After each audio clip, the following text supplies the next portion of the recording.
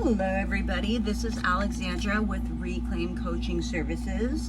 Today's topic is going to give you a brief overview of women's development, specifically in regards to the ongoing women's suffrage, but more so how the women's development timeline has impacted us as a society.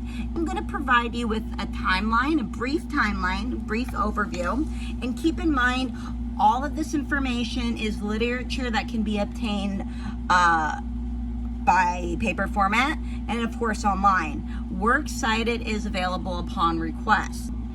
So in the 1950s, it was pretty obvious, I guess, or one could assume, that the gender roles and the dynamic of the American family was pretty clear. So the woman was in charge of the household duties, child raising, while the man made the income. Now, let's touch upon women's suffrage, which is ongoing, as we all know, to this day. But let's talk about the 1950s decade in specific and why and how women's suffrage was a factor. Just one element. So, women in the 1950s did not have rights, equality in many ways, but as far as property and asset allocation, money allocation, things of that nature, and that's clearly an issue. That's not how it is in nowadays marriages, as we all know.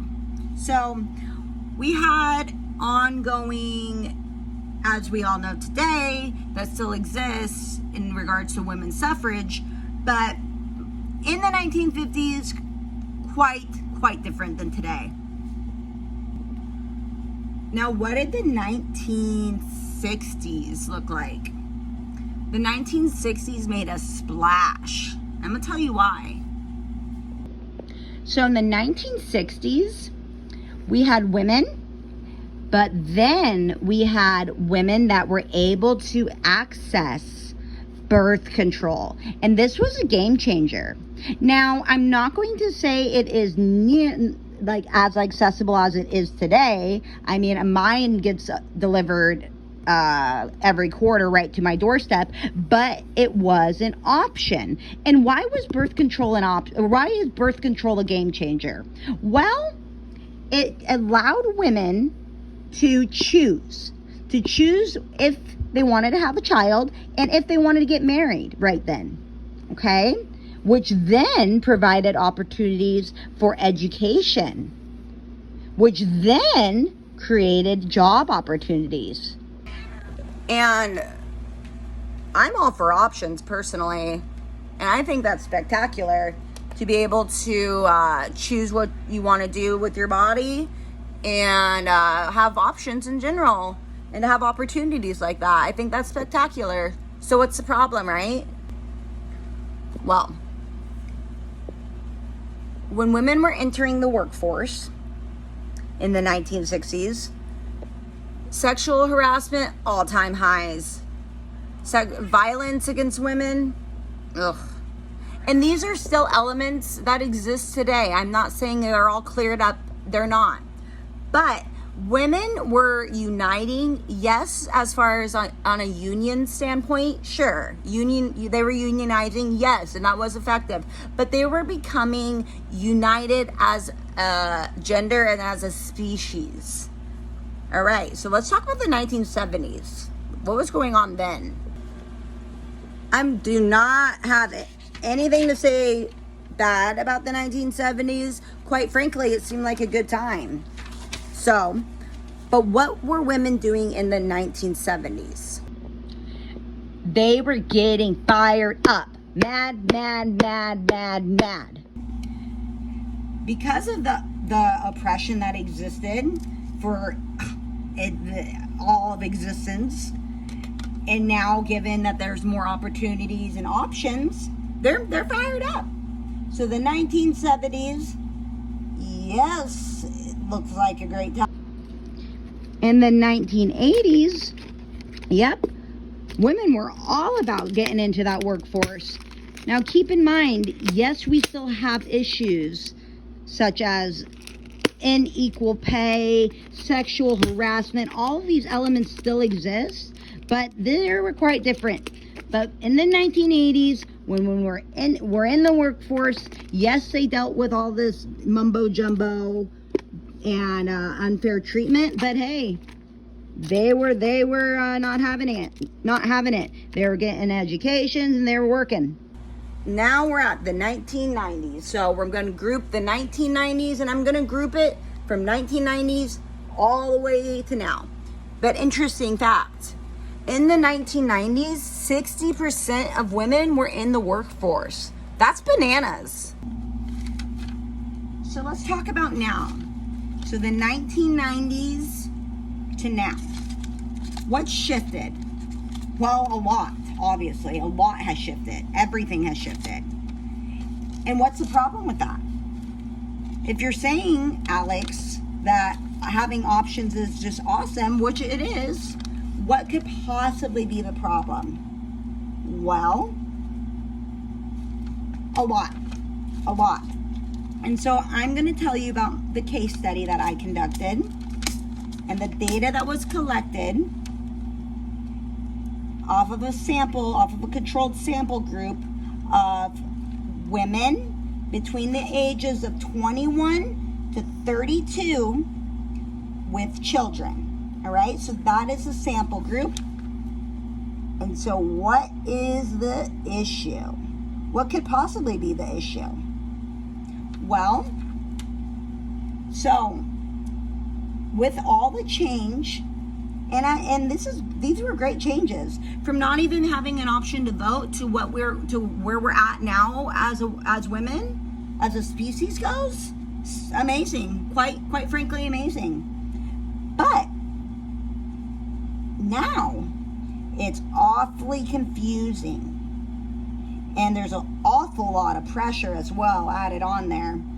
So with women, it's not nowadays. It's not enough to just be, and I have an issue with this statement, and every time I hear it, I say something, and I always will. But I'm just gonna say it how I hear it all the time. Oh, well, it's either I'm just a stay-at-home mother, or she's just a stay-at-home mother. No. I don't agree. I do not agree, and I don't know where that came about. I guess I can see where it's like by having the options of employment and education, by having those options available, it created kind of this stigma where being a stay-at-home mom is just not enough. Just not enough. A woman is also expected to fulfill her career goals, be career oriented, and she's also expected to raise children and manage that household. And then on the flip side, so if you're dropping your child off at daycare and you're fulfilling your career, oh yeah, that's wrong too. Oh yeah. Oh, she's so selfish for pursuing her career and just like abandoning her children. Yeah, that's wrong too. So in conclusion, if you've made it to this point of the video, you're probably wondering, what is the answer? And the answer is, it's up to you to dictate your life as far as action-wise, obviously, but also it's up to you to dictate how you feel about what you're doing, as far as if you want to do the stay-at-home mom, if you want to do the career, if you want to do both, what have you. Because guess what?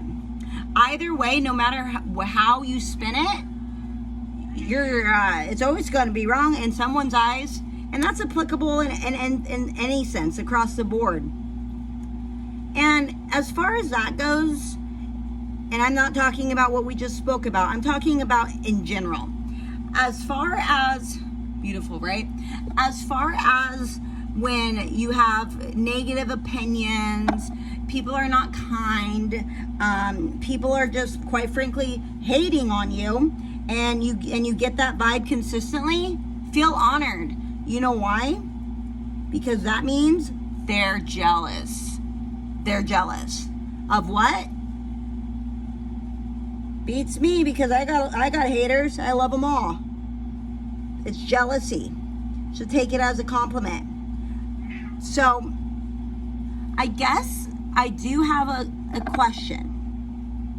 And I'll give you my answer, but I do have a question. And the question is this: how does everybody feel about where we're at now compared to where we were in the 1950s? So was it better to have clear roles, but women, they didn't have the same rights? Definitely not. Or is it better to have a lot more options, but more confusing roles and more pressure? My answer, I'd kick it old school. I think the 1950s, I don't know. That's my answer. Please provide your feedback if you feel the desire to. I would love to hear it. Again, this is Alexandra with the Reclaim Coaching Services. Thank you.